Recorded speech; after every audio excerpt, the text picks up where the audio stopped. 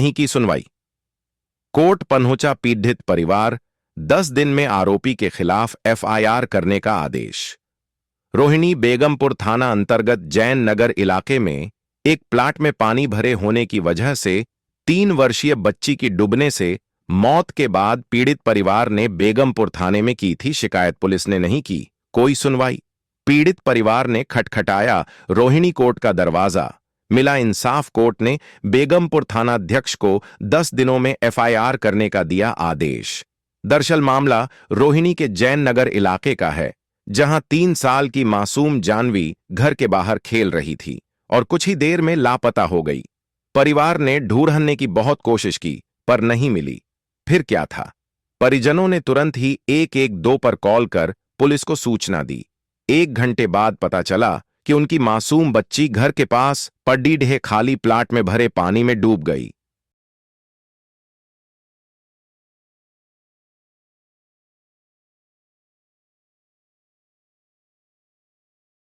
मिथिलेश जी हैं जो कि एक लेबर क्लास से आते हैं। इनकी एक बच्ची जो कि इनकी दर्दनाक मौत 24 नवंबर 2024 को हो गई थी और जिसमें प्रशासन ने खासकर बेगमपुर थाने ने कोई एफआईआर दर्ज नहीं की थी। लेकिन ये बताते हुए मुझे खुशी हो रही है कि 11/6 को जुडिशियल मजिस्ट्रेट की कोर्ट ने कंसल्ट पीएस बेगमपुर को एफआईआर दर्ज करने का आदेश दिया है।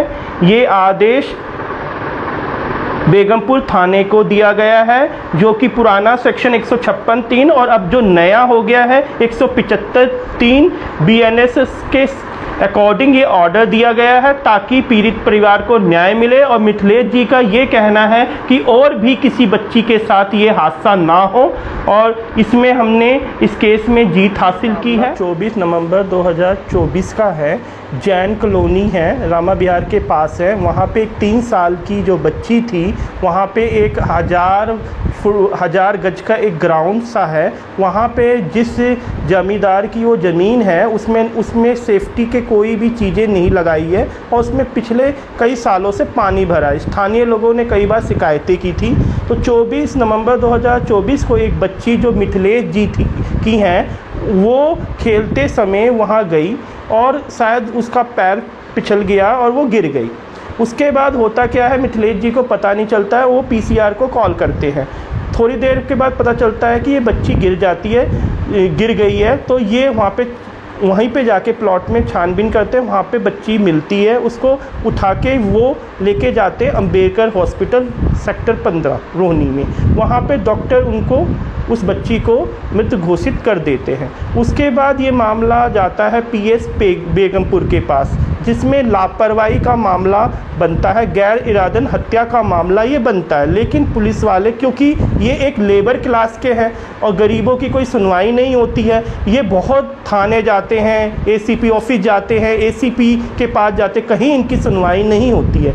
फिर ये मेरे पास आते हैं, मैं इनका केस प्रो बोनो के तौर पर लेता हूं और कंसल्ट कोर्ट में 156(3) जो कि अब 175(3) हो गया है बीएनएस के तहत एक एप्लीकेशन मूव करता हूं, इनकी पिटीशन लगाता हूं। और मुझे ये बताते हुए खुशी हो रही है कि कंसल्ट कोर्ट ने 11 जून 2025 को एसएचओ बेगमपुर को एफआईआर दर्ज करने का आदेश दिया है। कोई समय सीमा तय की गई है? कितने दिन में? ऑर्डर के 10 दिनों के अंदर एसएचओ बेगमपुर को एफआईआर दर्ज करना है और उसकी सूचना शिकायतकर्ता को भी देनी है। जब बच्ची की उम्र कितनी थी और बच्ची क्या करती थी, पढ़ती थी या फिर? बच्ची की उम्र 3 साल के आसपास थी। उसका अभी स्कूल में दाखिला करवाना था। 3 साल के ही बच्चे का होता था, वो दाखिला हो नहीं पाता है, उससे पहले ही उसकी डेथ हो जाती है। लेबर क्लास के ये लोग हैं, ये सड़क वगैरह जो बनाते हैं वो लेबर, बहुत ही समाज के निचले तबके के लोग हैं। उस समय तो बहुत बड़े बड़े नेता आए थे इनके पास, मदद की गुहार भी लगाई थी, मुआवजा भी देने की बातें हो रही थी, लेकिन किसी ने इनका साथ नहीं दिया। 10 दिन के बाद सब ने इनका 24 नवंबर को हमारी बेटी का दर्द होता, प्लॉट में गिरते हुए मौत हो गई। हम लोग पुलिस कंप्लेन करे 112 पे, हॉस्पिटल अम्बेडकर ले गए, वहाँ पे मृत घोषित कर दिए गए। फिर हमने बॉडी मांगने लगे, पुलिस वाले से बोले कि हमें बॉडी दे दो, बोले पोस्टमार्टम होगा। तो मैंने बोला पोस्टमार्टम नहीं करना है, क्योंकि 3 साल के पहले किसी का पोस्टमार्टम नहीं किया जाता, 5 साल के पहले। फिर हमने थाने पे कई बार कंप्लेन की, नहीं कोई सुनवाई हुआ। फिर हमने वकील साहब के पास गए, वकील साहब ने हमारा रिपोर्ट दर्ज को वहाँ से कोर्ट से कराए। फिर वहाँ से हमारा तो अभी जो कोर्ट से ऑर्डर मिला है जिसमें एफआईआर दर्ज करने का आदेश दिया गया है एसएचओ साहब को, तो क्या इस कार्रवाई से आप लोग खुश हैं? हाँ खुश है जी। क्या कहेंगे आप इससे आगे? हमें कोर्ट का भी धन्यवाद है, वकील साहब का भी धन्यवाद है कि हमारे न्याय हमको मिलेगा। वकील का कहना है कि निजी प्लाट मालिक की लापरवाही से एक मासूम बच्ची की जान गई है।